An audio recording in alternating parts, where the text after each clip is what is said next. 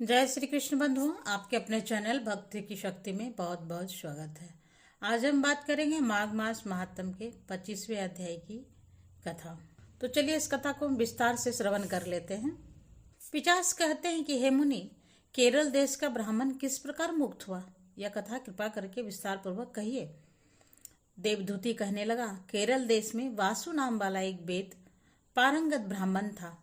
उसके बंधुओं ने उसकी भूमि छीन ली और जिसने वह निर्धन और दुखी होकर अपनी जन्मभूमि त्याग कर देश विदेश में घूमता किसी व्याधि से ग्रस्त होकर मृत्यु को प्राप्त हो गया।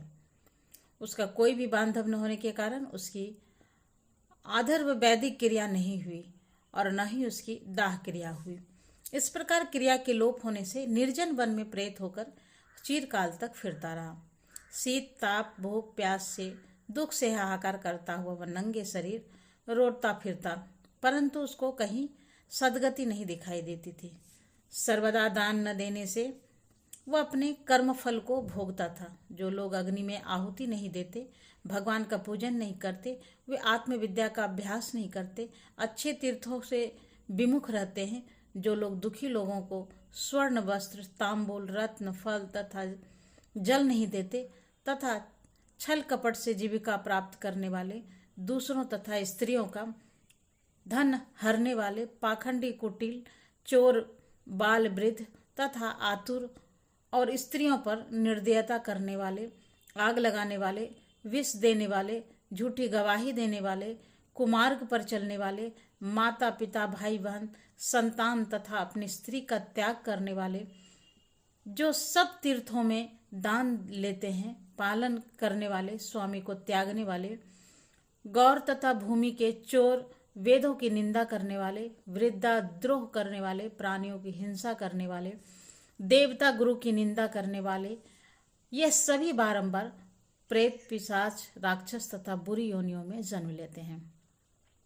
इसलिए बुरे कर्मों से बचकर धर्म के कार्य तथा यज्ञ ध्यान और तप आदि करने चाहिए, क्योंकि कर्म फल अश्वमेघ मिलता है। इस प्रकार प्रेत को गति देखकर पाप कर्म कदापि नहीं करने चाहिए।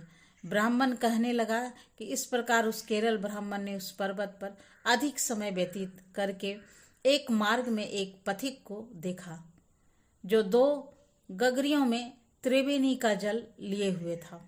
आनंद पूर्वक भगवान के चरित्र का गान कर रहा था। प्रेत में उसका मार्ग रोककर कहा कि तुम डरो मत, इस गगरी का जल मुझको पिलाओ, नहीं तो मैं तुम्हारे प्राण ले लूंगा।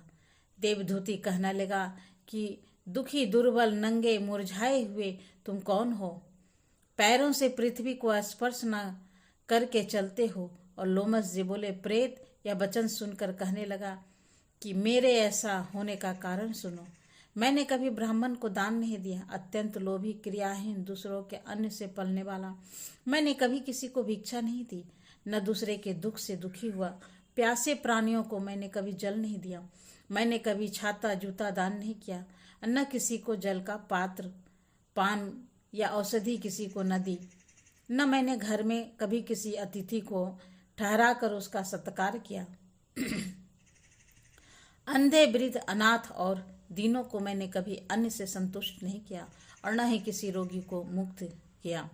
न कभी ब्राह्मण को दान दिया, न कभी अग्नि में हवन किया और बैसाखी आदि मास में किसी को ठंडा जल नहीं पिलाया। न ही मैंने बड़ या पीपल कोई वृक्ष लगाया, न किसी प्राणी को बंधन से मुक्त किया।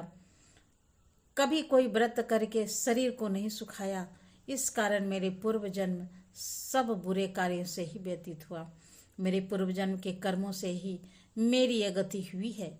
इस वन में व्याघ्र भेड़ियों से बचा हुआ मांस तथा जंतुओं के खाने से गिरे हुए फल, वृक्षों पर लगे हुए सुंदर फल तथा झरने का सुंदर जल सब ही मिलते हैं, परंतु देव इच्छा से मैं कभी कुछ नहीं खा सकता। सर्प की तरह केवल पवन भक्षण करके जीवन व्यतीत करता हूँ। बल बुद्धि मंत्र पुरुषार्थ से लाभ हानि सुख दुख विवाह मृत्यु जीवन भोग रोग तथा वियोग में केवल भाग्य ही कारण होता है। कुरूप मूर्ख कुकर्मी निधि तथा पराक्रम से हीन मनुष्य भी भाग्य से ही राज्य भोगते हैं। काने लूले लंगड़े नीतिहीन निर्गुण नपुंसक भाग्य से राज प्राप्त करते हैं। पर्वत पर भी बलवान राक्षस पिशाच रहते हैं और जिनमें से कभी कभी कोई कोई कहीं कहीं वन में फिरते हुए अपने कर्म के अनुसार अन्न जल प्राप्त करते हैं, परंतु आपको उनका भय नहीं होना चाहिए, क्योंकि धर्मात्मा पुरुषों की उनकी पवित्रता ही रक्षा करती है। ग्रह नक्षत्र देवता सर्वथा धर्मात्माओं की रक्षा करते हैं। यह पिशाच आप जैसे भक्त की तरह आंख उठाकर भी नहीं देख सकते।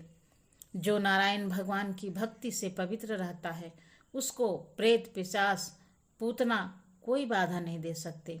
भूत बेताल पिशाच गंधर्व काकिन साकिन ग्रह रेवती यज्ञ मातृग्रह भयंकर ग्रह कृत्या सर्प कुष्मांड तथा दूसरे दुष्ट जंतु पवित्र वैष्णव की तरह देख भी नहीं सकते।